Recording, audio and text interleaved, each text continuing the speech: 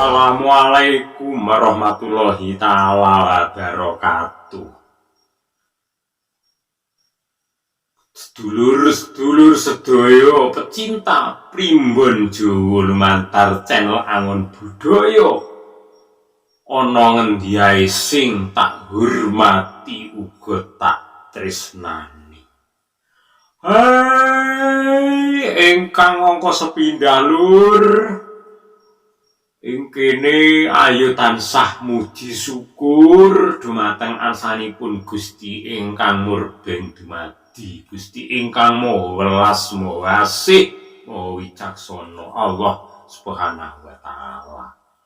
Uga sabanjure angka loro sholawat lan salam taklim dumateng junjungan kita Nabi Agung Muhammad sallallahu alaihi wasallam. Soho sahabat-sahabate kayata Abu Bakar Utsman Ali.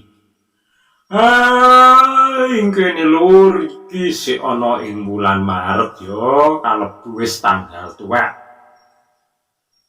Amarga wulan Maret kuwi umure teka 31. Saiki wis kurang luwih wis minggu sing pungkasan. Uga ing penghujung sasi poso. Ya wis muga-muga lur ya pasane awake dhewe kanthi tutuk, kanthi ikhlas. Uga sedhela maneh iki iso merayakan hari kemenangan hari raya Idul Fitri, iso sambung silaturahmi nyabur dosa marang sesama. Iki kaya padatan lur ing kene Kiai Lurah Semar saha anak-anakku kabeh kayata Petruk uga Gareng uga Bagong iki iso ngayomi iso nentremne para pamirsa kabeh. Iki kok Gareng kuwi kok ditangi dhisik kowe bantunen kakek ya wacanen iki jelasno cacahe 8 weton Greng. 8 weton kuwi sing bakal duwe nasib sugih bondo sugih dulur uga sugih samudayane. Critakno ngger yo kanggo sedulur-sedulur kabeh senajan kowe kuwi pawakmu ringkih lakumu wis elek, tanganmu wis ceko, kowe kuwi sing paling sekeng sak donya ning ya ora dadi apa, kowe rugi donya besok menang ana ing akhirat.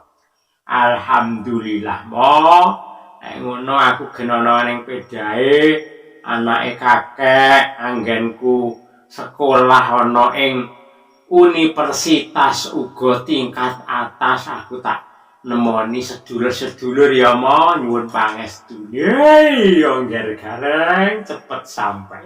Dulur iki gareng salame nderek kakek sini ngarep mau kakek Semar wis salam taklim kanggo sedulur-sedulur kabeh wondene iki mau nerusne ature kakek ature bapak 10 weton siap tajir ya mak siap tajir maksudnya siap tajir kuwi iki duwe nasib sing sugih maksudnya sugih kuwi wong sugih ki akeh renane sepisan sugih duit sugih bondo sugih anak sugih dulur saha sugih ya sembarang cukup cocok karo karep. Nah, 10 weton siap tajir kuwi sak antarane ngene iki lho arep omong ki masa wis sekeng ki ya angel ning ya dimaklumi mandak penemune gareng ki sepiro terbatas. Ora duwe pangkat, ora duwe derajat. Ning ya dadi apa? Jarene derajat pangkat bondo donya kuwi kabeh ki amanah. Makane alhamdulillah aku diparingi waras ki kesit sehat ki wis bersyukur. Tak terus lho ya. Sing 10 weton siap tajir kumang ing antarane sing angka 1 sing duwe weton Senen Pahing. Senen Pahing kalebu neptu 13. Saka Senen kuwi 4 Pahing 9. Wong sing duweni weton Senen Pahing kuwi weton pejuang. Nah, pejuang ki ya akeh. Pejuang ya lewati organisasi. Pejuang keluarga. Ya pejuang ning masyarakat. Dadine kuwi sing duwe siap tajir arep duwe nasib sing kaya raya. Dilanjut lur. Dilanjut sing angka 2 ya iku Selasa Pon. Nggih. Selasa Pon. Selasa Pon kuwi Selasa kuwi 3 Pon 7 sedulur. Nah, kuwi kalebu weton sing pas ya. Sing lakoni ya kuwi wong sing ramah, hati-hati. Saha tutur katane apik-apik, omongane iki ndak crebek. Dadi lek muni iki sopan santun, hati-hati omongane ya apik-apik genah maksude, njluntrung. Nah, ning cemburunan ya kuwi sing bakal nemoni nasib kaya raya siap tajir. Ki golek mbah cemburu akeh. Banjur sateruse sing angka 3 ya kuwi Rebo Pon. Lho. Rebo Pon kuwi jumlahe 14. Kembar Rebo ya 7 Pon 7. Kuwi racake wong sing duwe kuwi kok dadi pemimpin ya. Ning pemimpin kuwi ya akeh. Renane kena diarani pemimpin ning rumah tangga, pemimpin ning tingkat lingkungan RT RW, pemimpin ning organisasi kaya sing tak kandhake ning ngarep mang, ya ning sing pemimpin ning desa tingkat kecamatan, kabupaten, provinsi, uga tata negara. Nah, kuwi ciri-cirine ya lek pemimpin kuwi sing jelas ya mampu bergaul. Uga cermat. Maksudnya cermat ya teliti, ngati-ngati. Samubarang dipikir dhisik. Mampu bergaul ya ngono. Lek pemimpin kuwi kudune ya kabeh kuwi ya diayomi. Syukur bagi lek iso ngayemi. Ora pilih kasih tidak pandang bulu. Kuwi sing angka 3 lahir Rebu Pon lur. Ora panjang lebar, pokoke sing penting dulur-dulur kabeh para pandemen Primbon Jawa lumantar channel Angon Budaya paham. Engko lek ora paham ya ning kolom komentar tekok ning Kakek Semar. Nek kaya Kakek Semar sing melung-melung, luli ndak iso. Gareng ya wis ngene iki sami. Sing angka 4 sak banjure lur.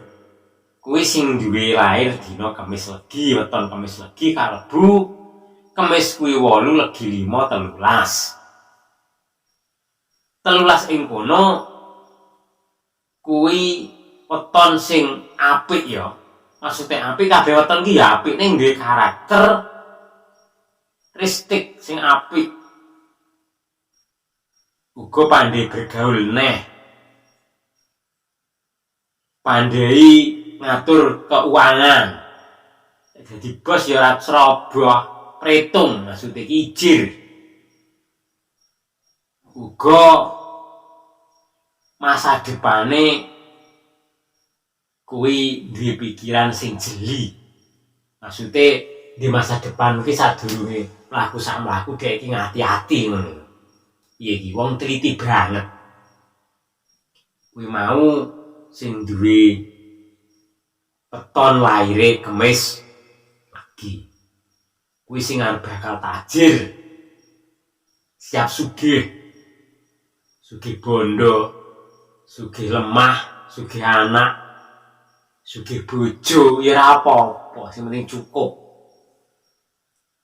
Nah, sing angka 5 lur, dilanjut sing angka 5 ya kuwi sing laire Jumat Kliwon. Kalebu Jumat Kliwon kuwi Jumat kuwi 6 Kliwon 8 karo 6 cacahe 14 gitu.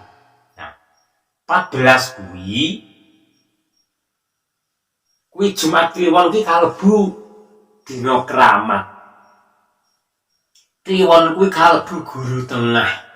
Dadine wong sing duwe weton kuwi weton spiritual. Ki pantes dadi sesepuh, dadi dukun, dadi begawan. Amarga duwe 2 dunia. Duniane kuwi yang satu dunia gaib, yang satu dunia materi. Jadi antarane materi karo gaib kuwi iso diarani sakral. Sakral. Kuwi sing bejo kemayangan duwe metu wetone Jumat Kliwon siap takjil.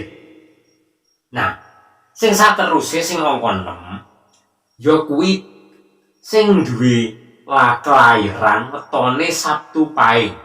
Kuwi sing paling dhuwur dhewe. Sedulur. Nah, ing kono Sabtu Pahing kuwi